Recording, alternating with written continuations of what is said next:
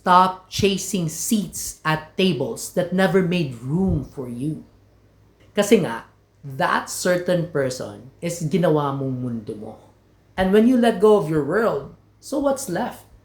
Nothing, right? Nobody is so that amazing, that precious, na hindi mo siya pwedeng palitan or kalimutan. You're just currently stuck and you're having a hard time to move on because you're thinking about the potential and not the reality that you're seeing in front of your eyes. Kaya ka nahihirapan mag-let go. Let me tell you this, babe.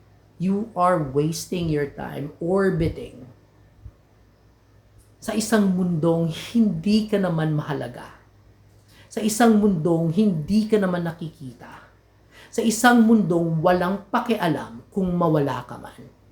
So, do me a favor. No, do yourself a favor. Let go and choose peace.